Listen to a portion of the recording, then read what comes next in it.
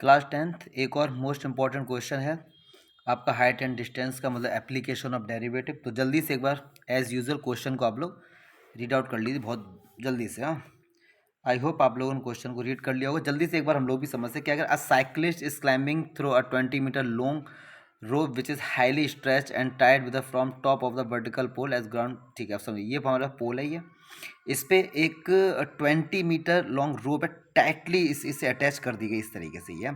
और इस पे एक लड़का, एक आर्टिस्ट है, एक साइकिलिस्ट है, आप बोल सकते हैं कि वो साइकिल लेके चल रहा है। और जो आर्टिस्ट है इसका जो यहाँ से स्टार्ट किया है ये, और ये जो चीज़ है इसके बीच का डिस्टेंस कुछ भी नहीं, हमको अभी नहीं पता, हम लोग सपोज एक्स मान लेंगे, वो आगे देखते हैं इसका काम होता है या फिर नहीं होता है। तो यहाँ तक तो यार क्वेश्चन बहुत ही नॉर्मल है, यहाँ तो कुछ नहीं है वो। और अब क्वेश्चन एक्चुअली में देखते हैं क्वेश्चन में क्या पूछा गया है।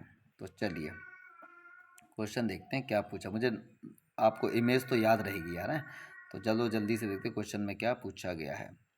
अगर फर्स्ट पार्ट की ही बात करता हूँ तो कह रहे हैं find the height of the pole if the angle made by 60 degree. ठीक है, और एक बार एंगल 60 है, नेक्स्ट क्वेश्चन उसी एंगल को 45 कर दिया गया, तब आपको पोल की हाइट फाइंड करनी है। नेक्स्ट क्वेश्चन में एंगल 45 रखा है, लेकिन जो रोप थी 20 मीटर, अब उसको 3 मीटर कम कर दिया गया, मतलब टूट गई है, मतलब 3 मीटर कम हो गई, अब वो 17 मीटर की रह गई है। और ये कह रहे हैं अगर एंगल को 60 डिग्री कर दिया गया है तो उसका जो बेस है आर्टिस्ट का और पोल का ग्राउंड लेवल उसके बीच का डिस्टेंस फाइंड करना। तो इस तरीके का हमारा ये क्वेश्चन है। तो क्वेश्चन हम लोगों ने पढ़ ही लिया है, बट एक बात बोलेंगे आपसे, जल्दी से आप लोग पहले इस क्वेश्चन को अपने लेवल से आप लोग सॉल्व कर लीजिए, फिर जब मैं सॉल्यूशन इसका दिखाऊंगा तब आप चेक करना कि आपके कितने क्वेश्चन सही हैं या गलत। ये एक सिंपल सा एक तरीका होता है किसी भी क्वेश्चन को सॉल्व करने। एक्चुअली हम लोग यहाँ पे सॉल्यूशन देखने नहीं बैठे हैं। तो आई होप कि आप लोगों को ये पता होगा। तो मैंने पहले से ही, आपको पता है कि मैं पहले से इसका सॉल्यूशन करके रखता हूँ। तो जल्दी से इसके सॉल्यूशन पे डिस्कस करते हैं। चलिए मैं इसको थोड़ा सा, तो इधर जाओ,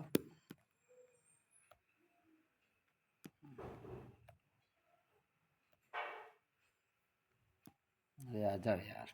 चलो मैं साथ ही साथ आपके क्वेश्चन भी रखता हूँ और इधर आपके सॉल्यूशन चलते रहेंगे। पहला क्वेश्चन बोल क्या रहा है इसमें, पहला क्वेश्चन देखिए, बोला find the height of the pole if the angle made by rope with the ground is 60 degree. चलिए इसको देखते हैं। अब देखिए हमने ये एक ट्रायंगल बनाया हुआ है, ये हमारे पास स्ट्रेच है 20 मीटर का और एंगल कितना दिया 60। हमको फाइंड करना क्या था, हाइट, जो हाइट है ना, height of the pole find करनी थी। तो ये एंगल 60 है और हाइट ये हो गई। अभी इस हाइट को हमको फाइंड करना, तो आप लोगों ने पढ़ा होगा, और अगर नहीं पढ़ा है तो फिर केस स्टडी क्वेश्चन को आप भूल जाए, क्योंकि वो तो आपको पढ़ना ही पड़ेगा कि पापा बीड़ी पियोगे, हाँ हाँ बेटा। ये छोटा सा कंसेप्ट है जो बच्चों को मजे मजे में टीचर याद कराता है। साइन होता है, इधर कॉस होता है, ये सब टेन, फिर इधर कॉट, और फिर ये सेक, ये सब कॉन्सेप्ट पता होगा। चलिए अब देखो, ये हमारे पास एंगल है, किसी भी एक्यूट एंगल के सामने वाला होता है परपेंडिकुलर, 90 के सामने वाला क्या होता है, हाइपोटेन्यूज। तो हाइपोटेन्यूज हमको गिवन है 20, हाइट पूछा था, पी पूछा, अगर एच गिवन है, पी और एच किस में होता है, साइन में। तो साइन 60 बराबर, तो यहाँ पे साइन 60 क्यों लगाएंगे आपको ये पता होना चाहिए, यहाँ पे साइन 60 क्यों लगेगा। तो चलिए जल्दी से देखते हैं साइन 60। तो साइन 60 बराबर ए सी अपॉन ए बी, क्योंकि 60 के सामने वाला पी ये हो गया और हाइपोटेन्यूज ये हो गई। तो बस साइन 60 की √3/2, 2 से कट गया 10 और 10√3 क्रॉस मल्टीप्लाई करके आंसर आ गया 10√3। नेक्स्ट में सब कुछ वही है, बस इतना बोला कि एंगल है वो 45 ले लिया है, तो साइन 45 होता है 1/√2।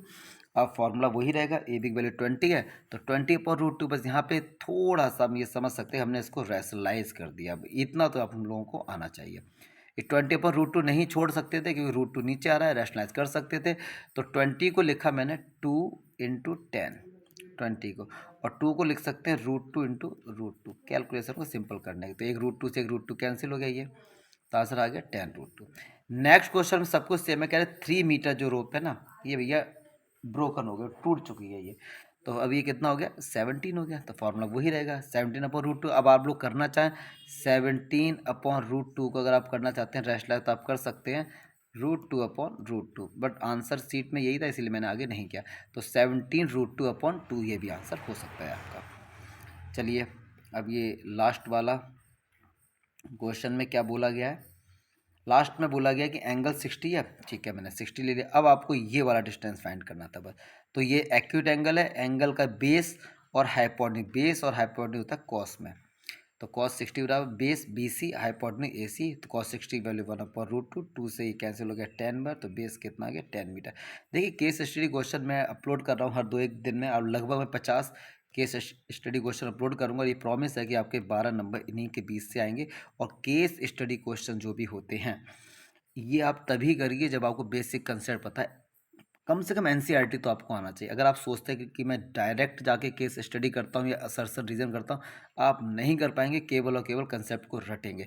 तो लगभग मैं 7-8 केस स्टडी क्वेश्चन अभी तक अपलोड कर चुका हूँ, और डेली और भी करेंगे। 50 क्वेश्चन आपके एग्जाम तक कर देंगे, और ये एश्योर आपको कराता हूँ कि 12 नंबर आपके ये कन्फर्म रहेंगे।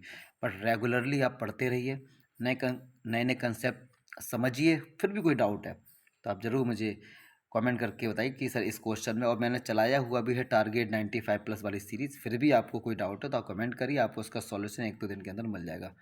Thanks for watching, enjoy the life. जय हिंद।